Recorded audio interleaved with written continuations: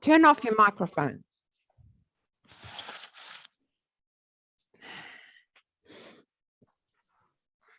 So either from a seated position or from a standing, just loose fists. And inhaling through your nostrils. Sorry to disturb you, Pam. Can you put it on speaker view? Speaker view. I can. Yep, sure. So we can see you better. Right. I'll do that. I'll mute again. Good idea. How's that? So we're just pummeling loose fists, top of the chest. And notice the flow of your breath.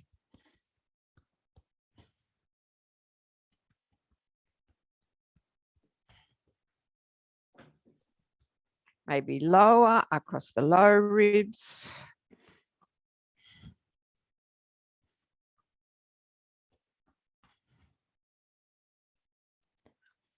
Feel the friction of the air coming in and out of your lungs, through the throat, nostrils.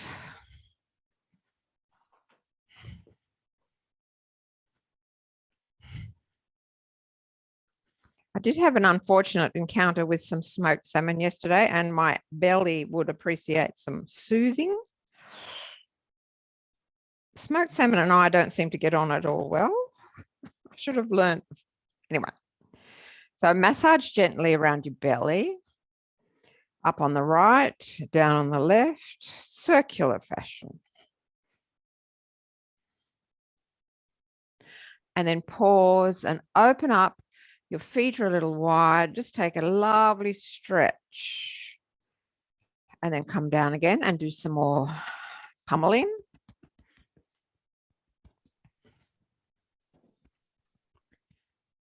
Full breath.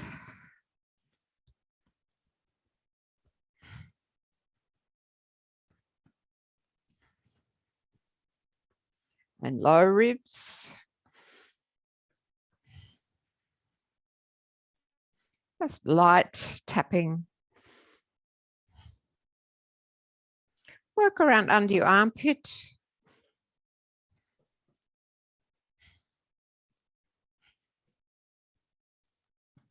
And then maybe holding one elbow, tapping high behind the shoulder, one shoulder and side of the neck. So all around side of the neck, shoulder, and coming down the back just as far as you can reach. And then the other side the same.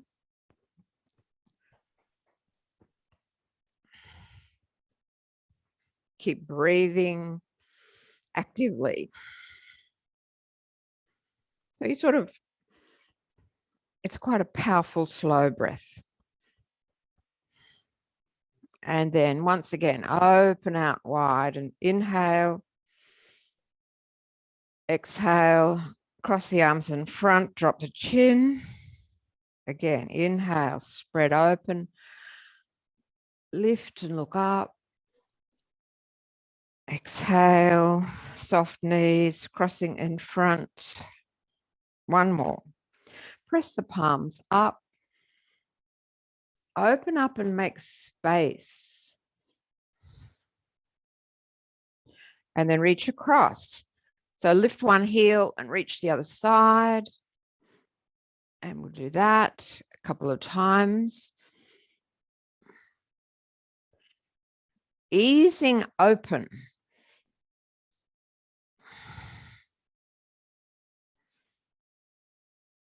And take a back arch. So place your hands around your hips. Push the hips forward, making space in the front of the body.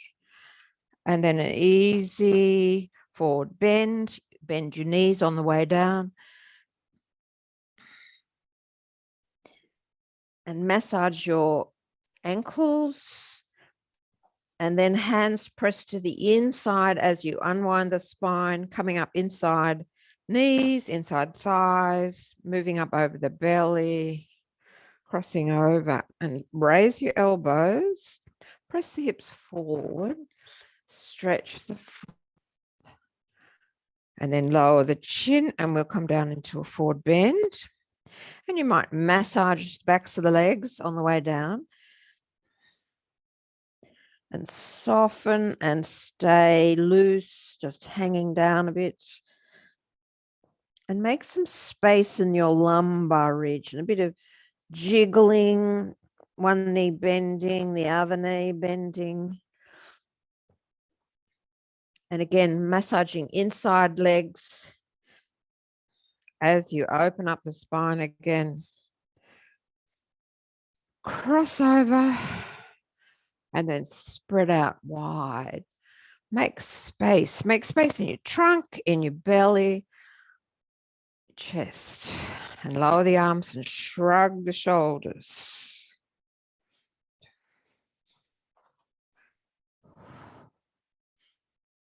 And then we'll do a little movement for our hip joints and shoulder joints. So I'll show you, I'll suggest working with a chair. So this is how it'll look.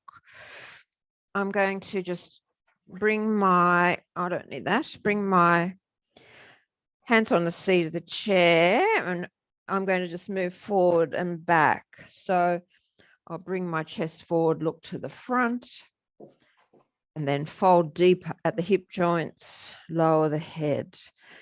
So if you like to work on a chair too, we'll do this for a little bit.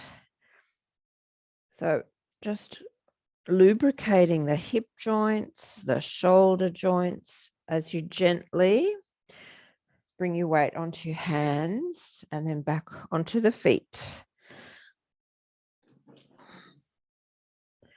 You can go really slowly and look out to the front when your chest is over your hands, and look down to behind you as you sink back, weight on the feet.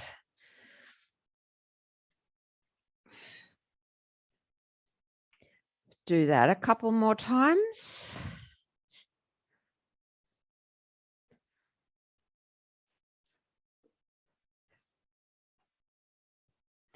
And then, if your knees are happy with the idea, you could come down into a kneeling position near your chair and take a blanket if that's helpful. So I'll show you that the action will be to bring the elbows onto the chair.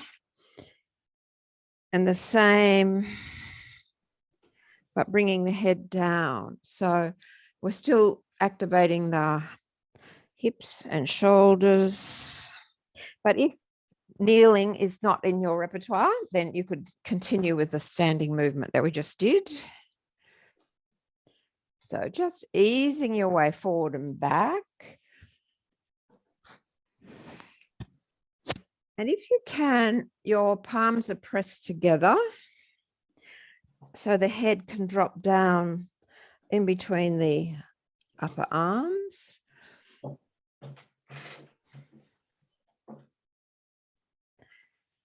And then maybe it would work for you to bring your forehead all the way to the seat of the chair and let your head drop lower. So I have my forehead supported on the chair, and it's a big sort of opening feeling around the shoulders. But maybe you want to have your head higher, resting on your forearms. That would be helpful too. So find a version that is effectively opening up your shoulder joints.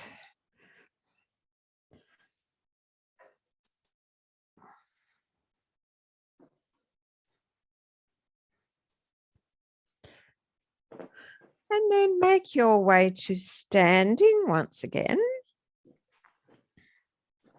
So where am I? I'm going back to my mat.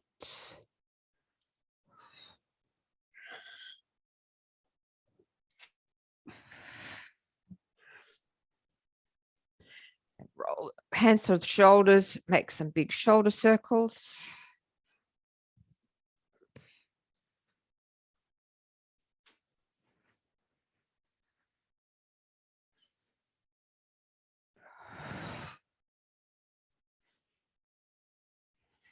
And add ujjayi breath, the active throat breath, so that you're going to hear that husky quality in your throat. Exhaling, elbows come in. Inhaling, elbows wide. And you could soften your knees and stand up tall when you're inhaling. A little softer, elbows come in, knees bent, exhaling.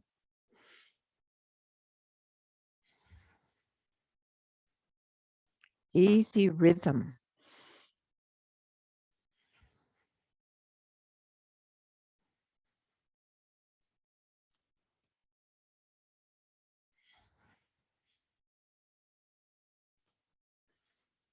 And then allow the arms to drop down by the shoulder, by the sides. Step to slightly wider feet, and we'll take some side bends. So exploring if your back and spine are comfortable with that. Make sure that your face stays directly looking ahead for now. And you could add raising the outside arm. Open up that shoulder, armpit.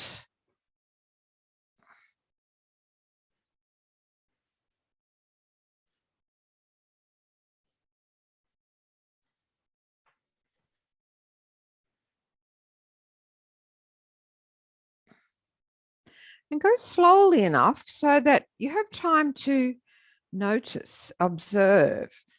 Okay, I can feel the sort of attachments that come right down towards the outside hip. What do you feel in your body?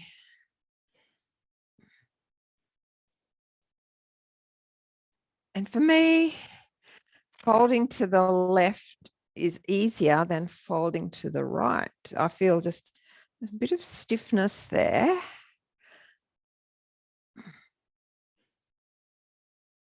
One more on each side.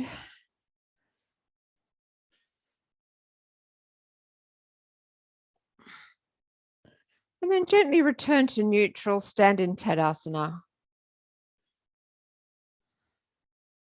Lengthen your neck. It's as though you want to open up space everywhere, not just the neck, the trunk, all of your joints. So draw yourself upwards. You know, it's a feeling rather than being rounded and tense and wary.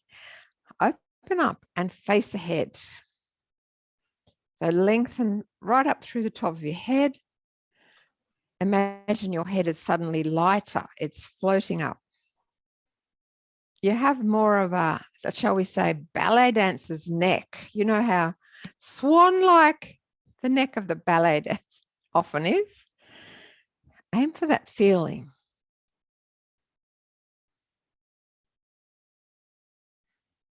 I think we need to mobilize our spine a little bit more. So let's see. We're going to do some rotations. So rotate and push your elbow around. One hand tucks behind as you bring the elbow across. So quite intense. Well, it's your level of intensity.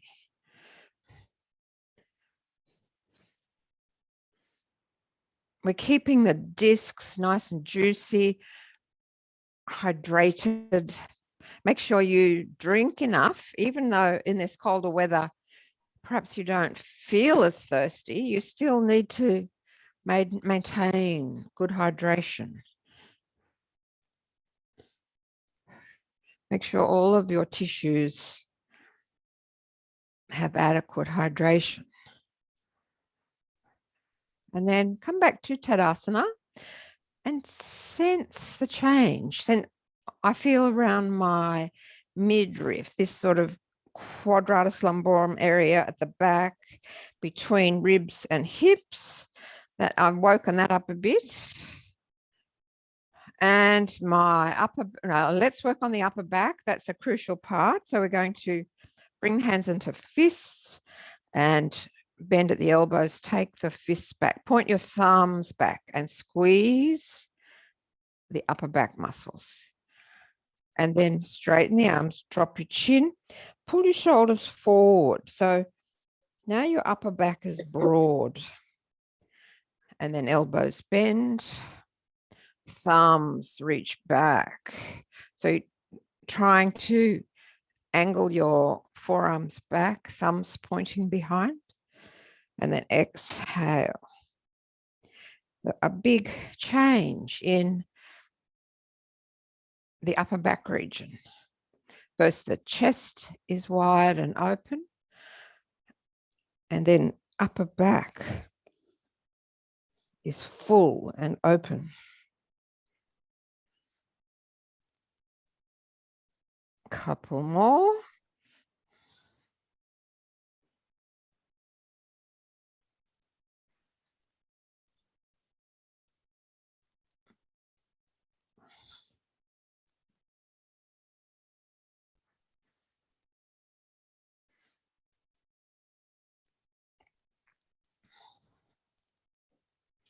And then stand, and once again, feel your full height. Let the shoulders relax down. Notice any sensations in that upper back region after that little piece of work. What we're doing really is trying to make space for the prana to flow, for the energy to be able to penetrate and diffuse outwards to reach every part of the body. So let's just keep in mind that little phrase, making space, for our class today. Now, we could do a little more around the hips. I'm going to just rest my hand on the back of the chair and work with the hip. So you could go by a wall or use a chair for support, or if you don't need any support, how fabulous is that? So we're swinging one leg out to the side and then coming across. So my knee moves across the midline. So out to the side and then across the midline. And all the while standing up tall, still retaining space in the standing side.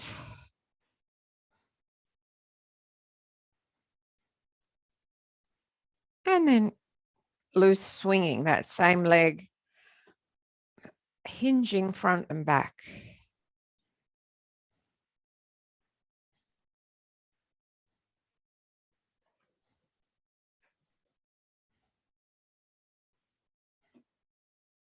And then we'll do all the same on the other side. So I'll swap my chair over. Standing tall and working into the hip joint. Bringing the knee across the midline and out to the side.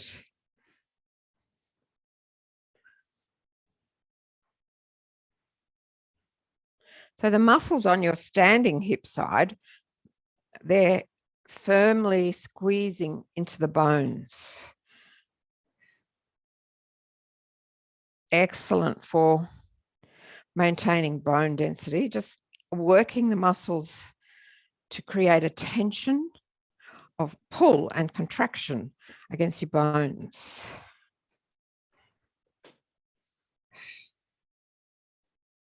And then shake out, and we'll do some hinging forward and back, but all the while standing up tall. So don't allow the tendency to drop your chest forward.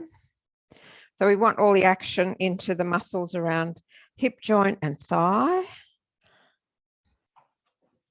So if you lean your chest forward, then there's nothing much happening in the drawing the leg back, the extension of the hip.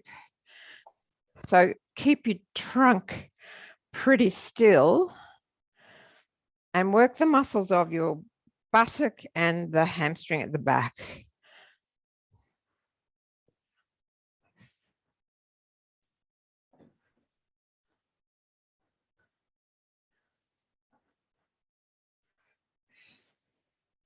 And stand up in Tadasana. So bring your feet under your hips. I'll move that away. And draw up and open. Spread the arms out in a wide V. And then bring the palms together. Press your palms. And then lifting up once again, pressing the palms. And then softly opening out. Take a few breaths here. So filling your lungs.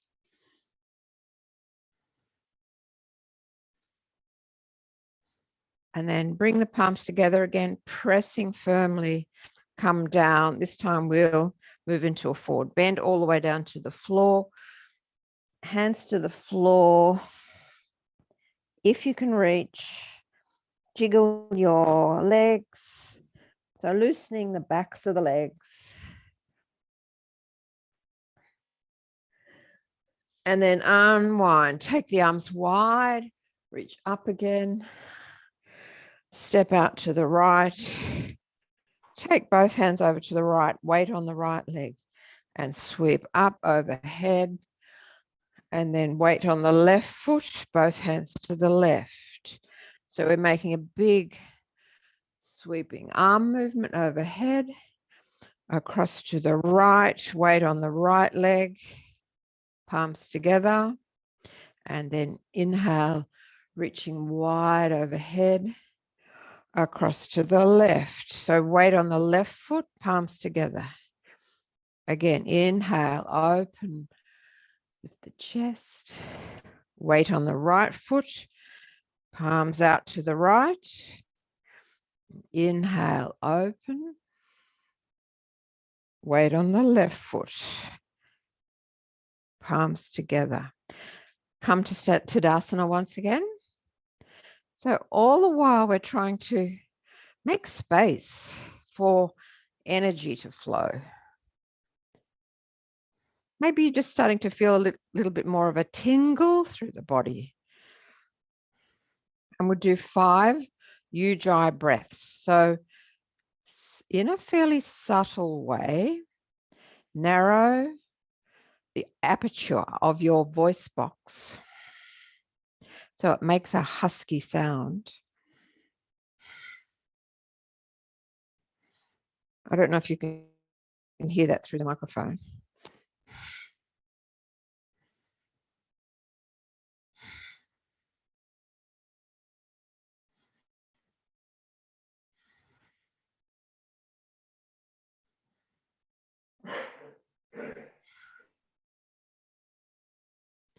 And then we'll proceed into a version of Warrior One. So if you find a chair handy, then you can have that to support you. If you don't need a chair, then clear the space. And step onto your mat with your right foot forward. Let's check, I can't see.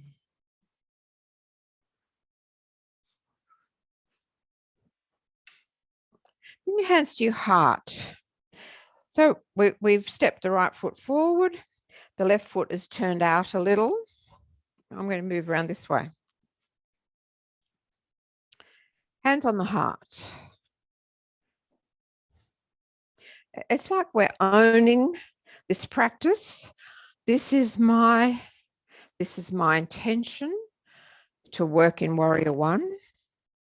And Warrior One, as we know, is a very empowering sort of posture.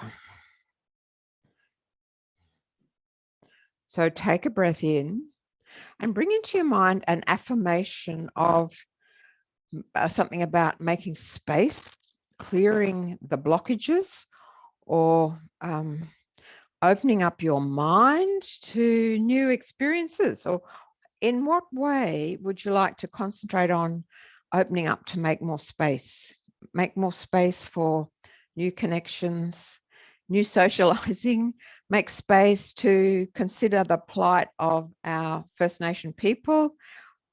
In what way would you like to dedicate your making space practice? So hands over the heart. Quickly formulate some positive statement. And then bend the front knee, open your arms up with your chest open. So arms are raised to a comfortable level, and then light fists, pulling elbows back as you exhale and straighten the front leg. Again, inhale. Your affirmation in mind, some positive, powerful statement. And then exhale, pull back. Today I'm strong. Today I'll make space in my life for something. Exhale, pull fists back by your waist, elbows behind. Inhale, chest forward, bending the front knee. And then determined. Exhaling. Again. Inhale. Exhale, pull back. And then clasp your hands behind your back and draw the arms away from your back and lift your chest a little further. So your sternum is lifting up, looking up. Hold for a few breaths.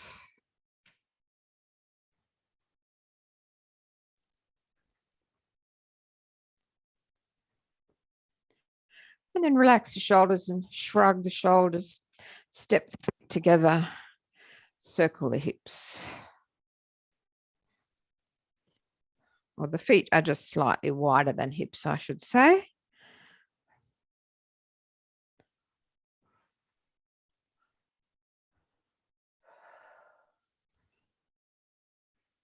So in a warrior pose, there's a lot of focus on the strength of the hip in the back leg.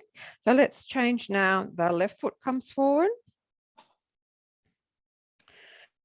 So this version of Warrior One, Virabhadrasana number 1, we're packing a lot of meaning. We're mentally tuning into the idea of I could be bigger. I could make more effect on the people, on the lives of people around me.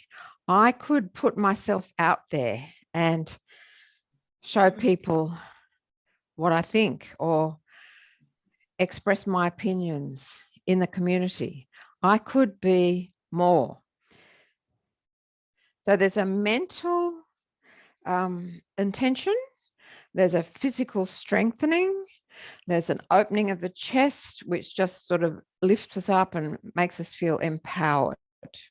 So begin again with your hands on your heart, left foot forward, right foot slightly angled, and bring your own personal intention, your affirmation, something really positive and strong. It might just be related to your own health and well-being, if that's your, your major concern at present. But if you're ready to venture out, express your opinions in a wider sphere, then something more. Inhale, bend the knee, raise the arms, lift the sternum, back hip is strong. And then pull your fists back, chest is open.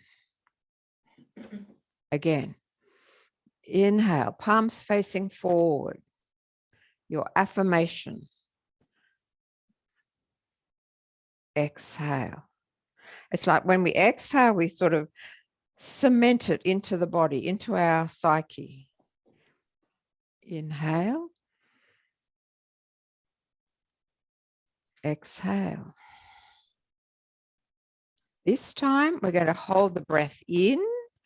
So inhale, hold, 2, 3. Exhale, pull back. Last one, the same. We'll hold for 3 seconds after the inhalation with that affirmation in mind.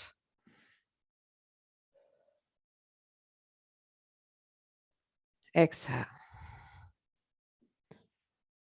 And then clasp your hands behind. Not your usual habitual pattern, other thumb on top. So change the patterning. And then draw the arms away. Lift your spine up long, your head up tall, chest wide. Hold for a few breaths.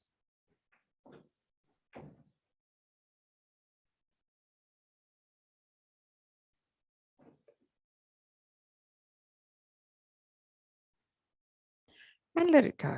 Step up, the back foot, loose, Kati Chakrasan. So gentle swing side to side.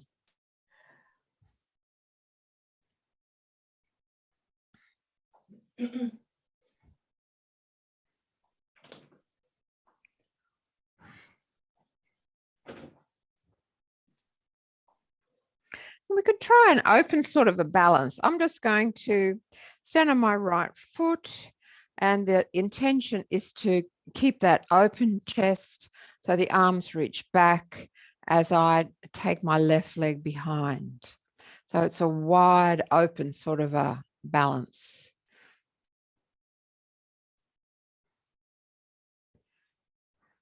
And let's do that same thing again. So same side.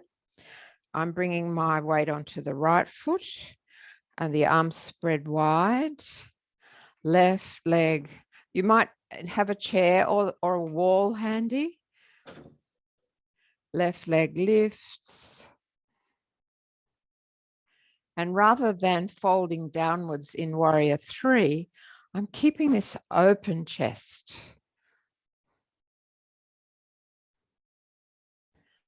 And release. A little easy Kati Chakrasan.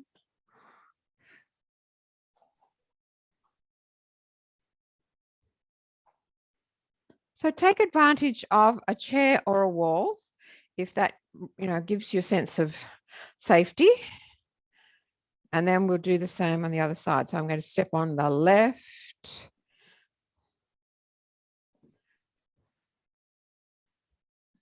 Open the chest, keep the chest raised.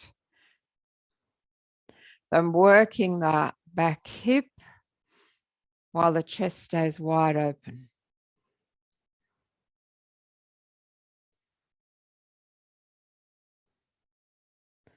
And release.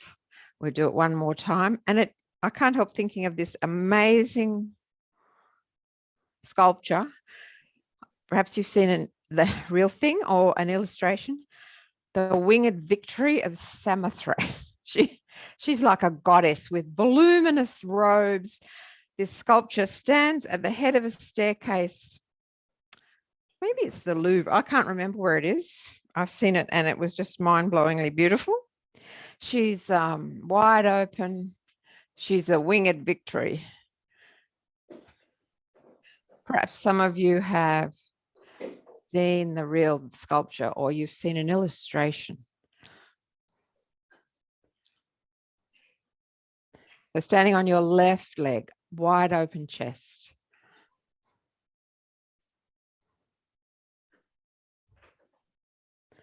And then release. Hip circles now. Smooth, rhythmic.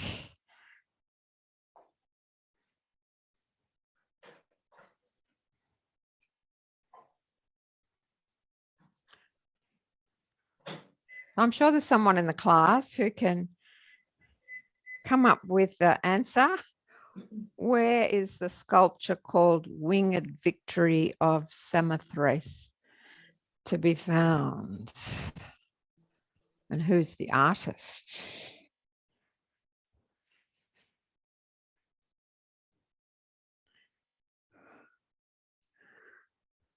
I think it's time to move down to the floor. So if you like to sit in a chair, that's an option. or sit on your blanket, and we'll just slow things down a bit. So my blanket is handy. Oh, my glasses are over there. So make your way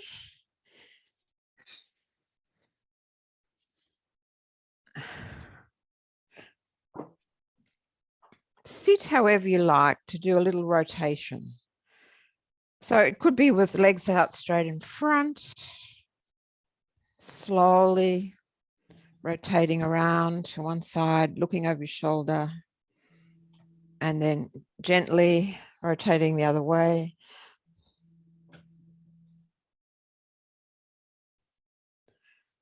So either cross-legged, maybe in your chair.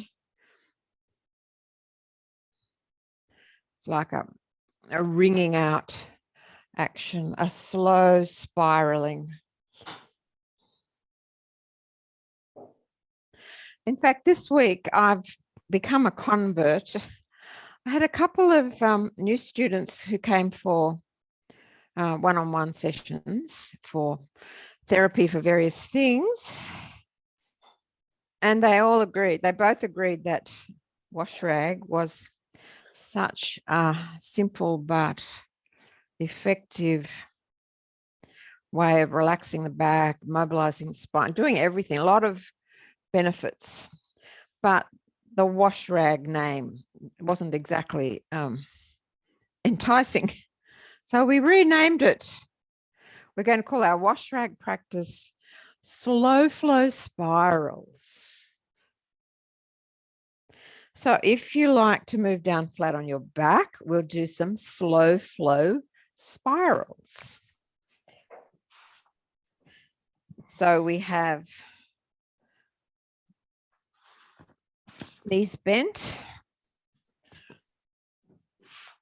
You probably don't need anything under the head for this. Arms out wide. Gently flow your hips towards the left and your head and your shoulders to the right. And at your own pace. Hip joints flow to the right, shoulders to the left.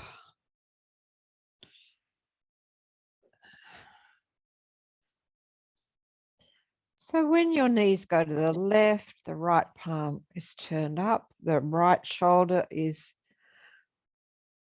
externally rotating, as is the neck. And then when your knees go to the right shoulder internally rotates and your left shoulder opens up, externally rotating. A slow flowing spiral.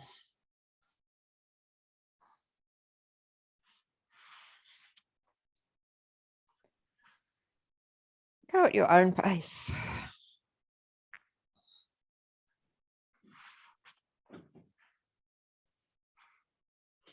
And of course, the straightening of the upper leg is another variation, or bringing that upper knee up higher towards your elbow. I rather like the straightening the upper leg. But work with this movement the way it suits you. So you're responding to the needs of your body. Slow flow spirals.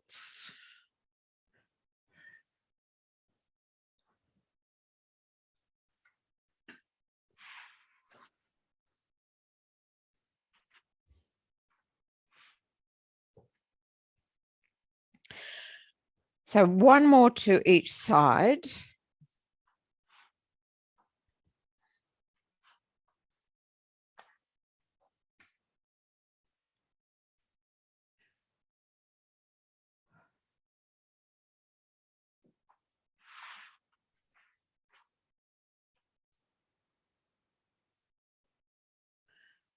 And then just pause in a neutral position. And I'll tell you what I'd like you to consider next.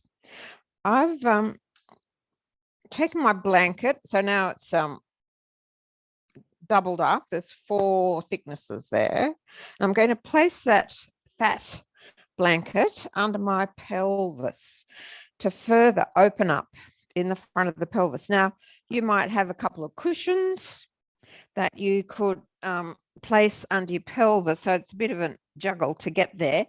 I have to lift my bottom and then settle the pelvis on this raised cushion or blanket. So there's a very slight and enjoyable opening up in the front of the body. My head and shoulders are on the floor. Heels are on the floor. Pelvis slightly raised.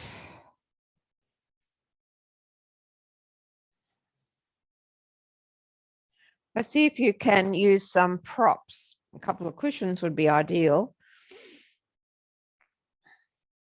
Just to get your hips up, maybe 10 centimeters higher.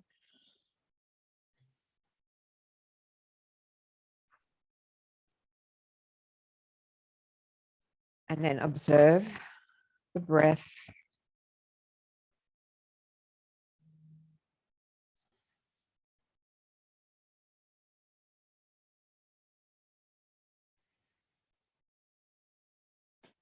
And you could place your hands on your belly, so somewhere below the navel, or one hand below the navel, one on the ribs.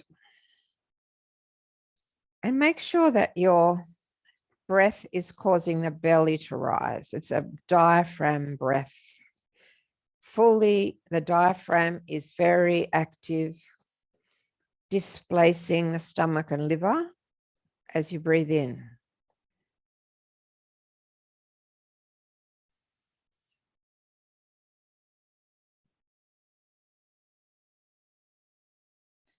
So I can feel this quite significant lifting below the ribs around the navel.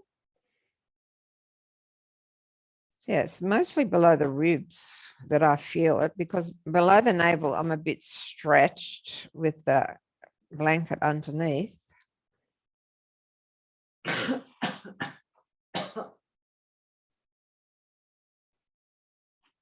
And then we're going to think about making the breath lighter and slower. So if you were to place one hand where you can feel your belly moving and one hand where you can feel the flow of air under your nostrils. So I've got my left hand below the nose, my right hand resting where I can feel the belly rising. So particularly on the exhale, I feel the flow of air against my fingers under the nose. And more so on the inhale, my right hand is observing the range of belly lifting.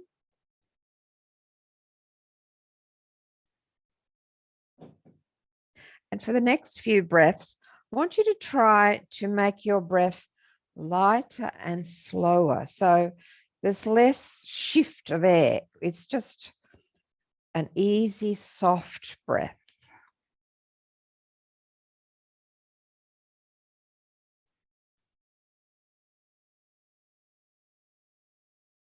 So you're not exhaling quite as forcefully.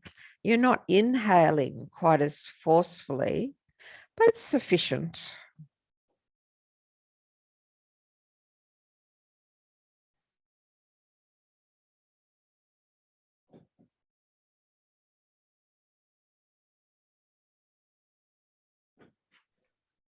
So the aim of the practice is twofold. We're opening up the front of the body, which, is sort of counter to the usual forward folding actions. We're aiming to make our breath lighter, slower, smoother.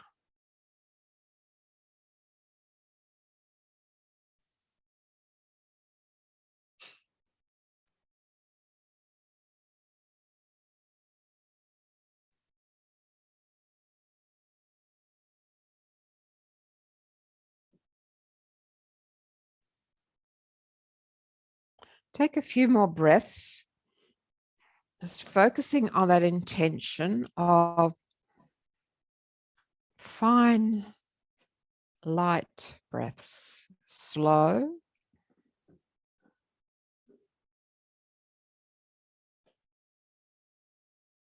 So here in this resting position, you don't need to take big, deep breaths. And you know it's chiefly a diaphragmatic breath. There's not too much action in your rib cage expansion. It'll be happening somewhat. But the lower hand over your belly or lower ribs is observing the range of belly rise and fall. And it's light.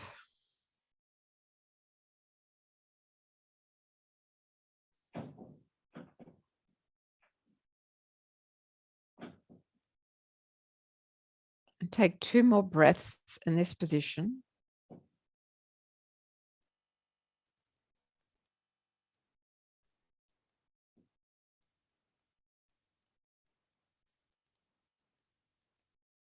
And then return to your natural inclination and take your hips away off the cushions, the blanket. So you're lying flat once again. Take a stretchy breath. So push out through heels. Raise the arms up behind.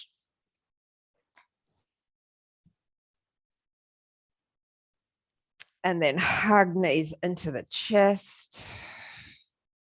Do a little rocking across your hips. And we'll do that once again.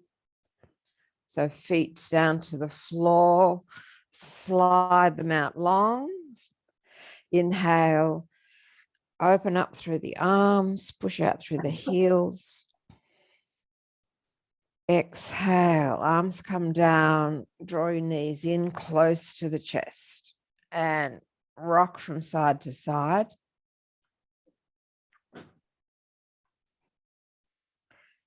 And we do a little apanasana. Place your hands so your fingers are pointing down towards your shins, down towards your feet. And exhale. Use your abdominal muscles, even more than shoulders and arms, to bring your knees close. And then inhale, the knees move outwards so the arms are straight. And exhale. So apply your abdominals and hip flexors, pulling knees in. And inhale, the knees move outwards. This is apanasana, and it promotes the downward flow of apana, the energy that moves downwards, that enhances elimination.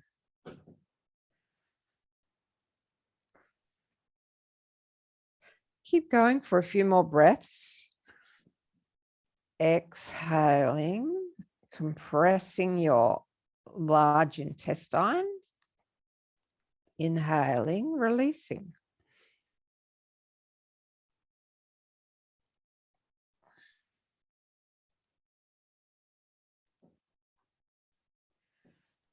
And then take both hands to the left knee and inhale, take your right heel up to the ceiling while you're hugging the left knee in close, and hold for a couple of breaths.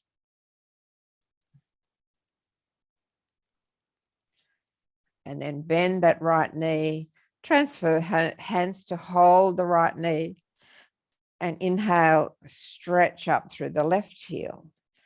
So you're compressing your right thigh close while your left leg is long. And we'll do that once again. So switch across, hands holding left knee. Stretch up through the right heel.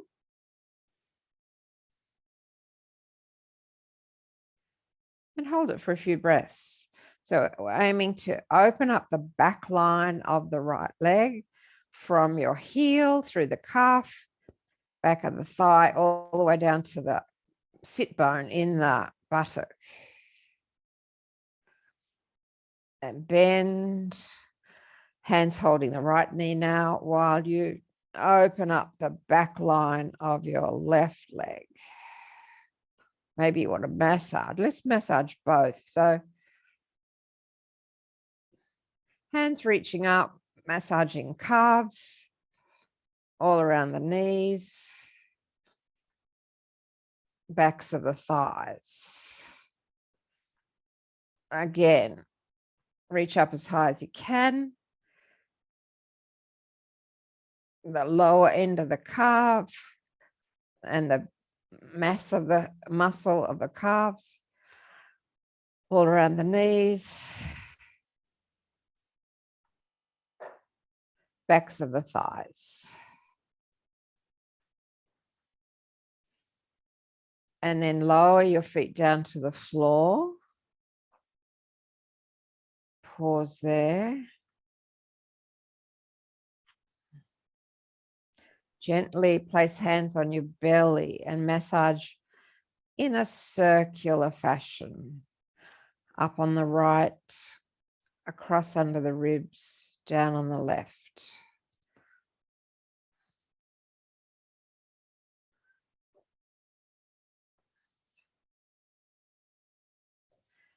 And then rest your upper arms on the floor and fists are raised. Just circle your fists around. So we didn't do anything for hands earlier. Let's gently rotate wrists, hands in a loose fist. Both directions.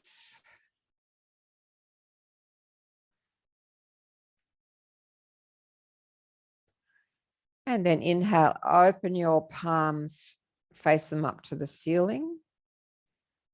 And then exhale, turn your palms to face to the floor. And rotate palms to face up. And rotate your wrists to face down to the floor. Again, facing up. Just notice that which muscles you use to that rotation. Facing down. And then clench in a fist and inhale, open wide.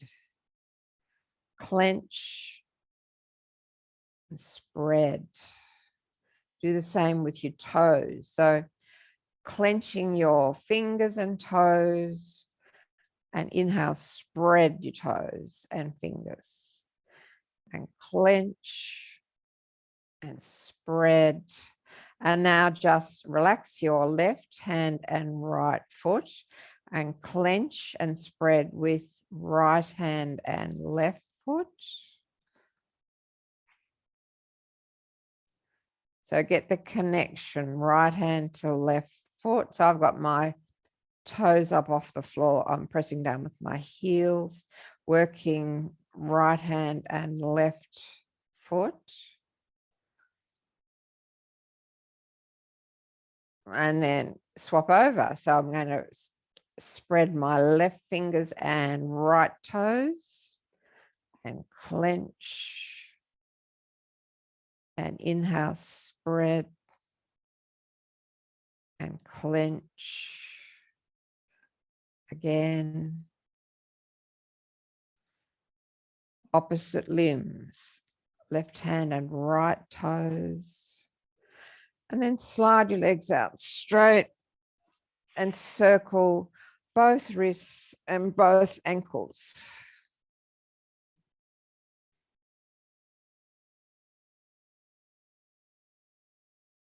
Both directions.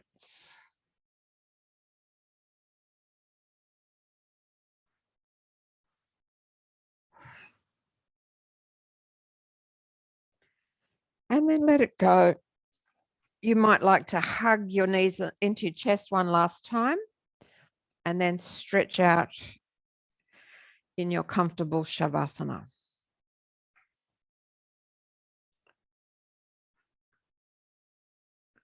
So any movements at all that would just sort of complete the sensations that every part of your body has been mobilized and hopefully opened up.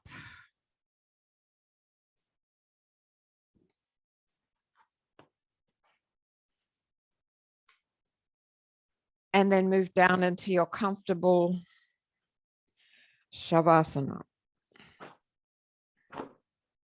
So take all the extra little bits that help you to feel more comfortable with support and warmth. We need that warmth today. And I can tell you my heated floor is just beautiful.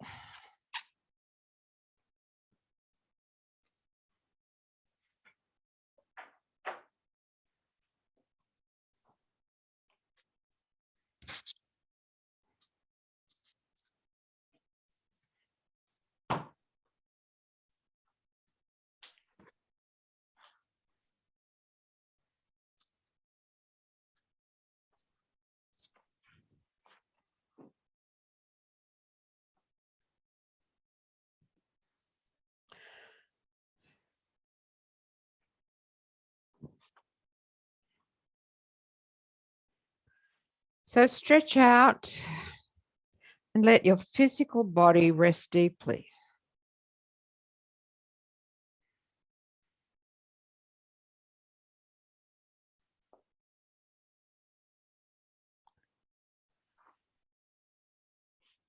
And make an observation.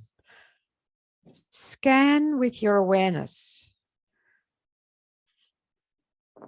Look down into your toes, your feet. So your inner gaze ventures down to the lower extremities, toes, feet, ankles. What's the feeling there? Calves and shins.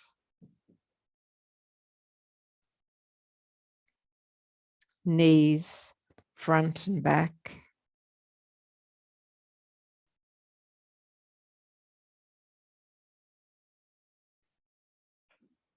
Thighs, front and back.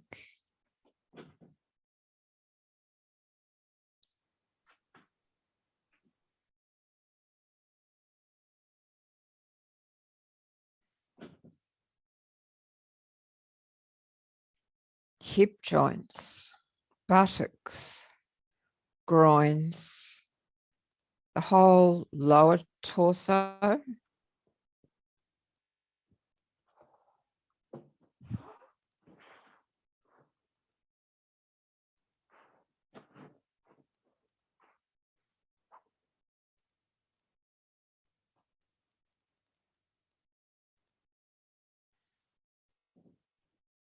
As you breathe in, imagine energy flowing through your body into that lower torso, pelvis, buttocks, groins, down into the thighs, knees, ankles, feet.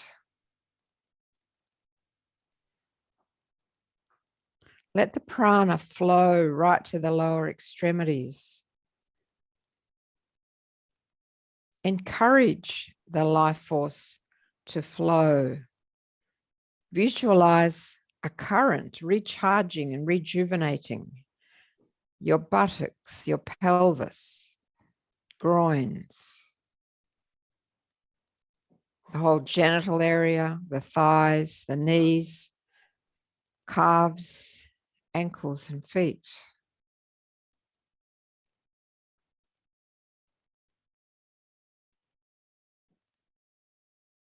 And then move your awareness higher into the abdomen.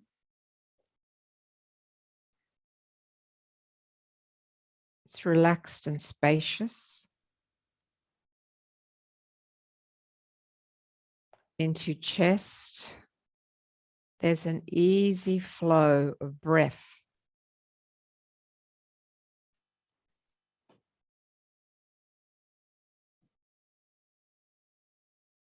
It's light and smooth.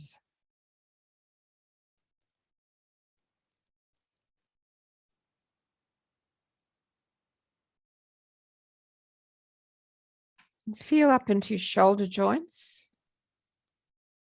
What's the sensation there? Into elbow joints, wrists, fingers.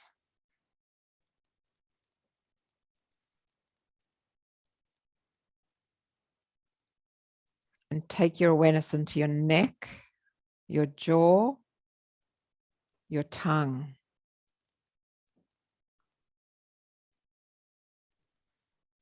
Soft. And the eye muscles, soft. Forehead, smooth and broad.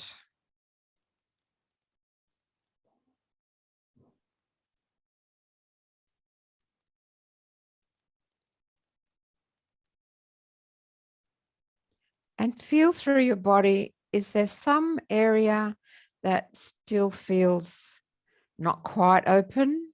Is there a lingering restriction, a tightness? Or is there a sense that your body is a little easier? There are no blockages. And as the air flows in with your inhalation, prana, life force, is enhanced and is able to diffuse from your lungs out more widely.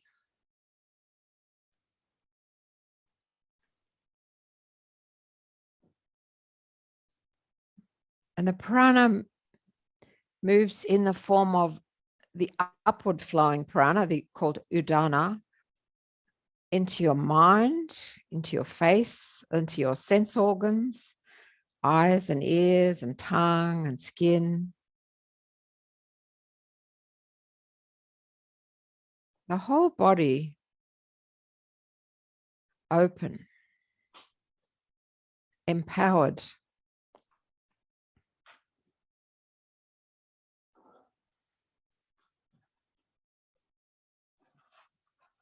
And if you would like to build, to actually increase your sense of energy and drive and empowerment, then change your breath so that you retain the breath after inhalation. So you're going to inhale naturally and comfortably and hold the breath in for a couple of seconds before your exhalation.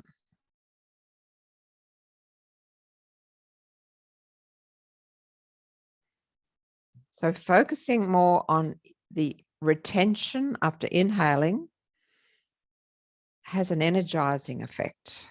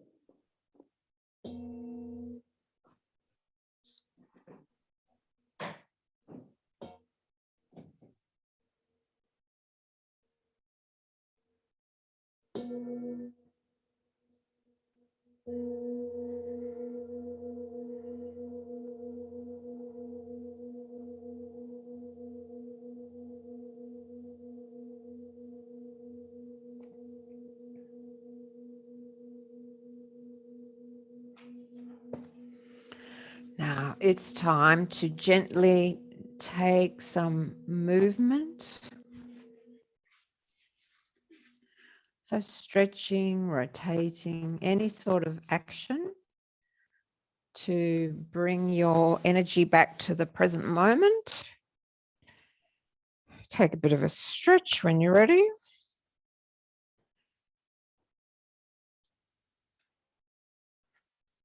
and then come to sit.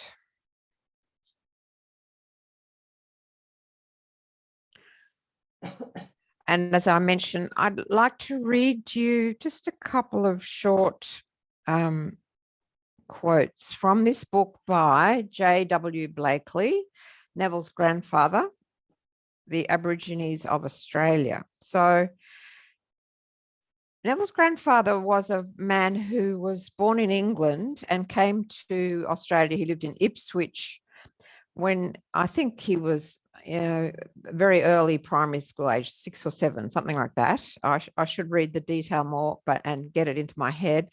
I never met him. He passed away in 1957, but he had a very long career working with the Aborigines of Queensland. He had a role as protector of Chief Protector of Aborigines, which was an administrative role. His job was to administer the law, which included removing children from their families to put them in so-called, safe custody. And after his retirement, which was a sort of upheaval and not a happy one, that's another story. He sat down and put his knowledge into writing this book, and his sons, so Neville's father and a couple of uncles, were left with the task of the final editing and making sure it was published. So he passed away in 1957, and the book came out in 1961. So it's a very sort of it's quite difficult to read. It's very erudite, and he shines out as one of the more enlightened of administrators, often in conflict with the administrator in West Australia, who was a powerful voice.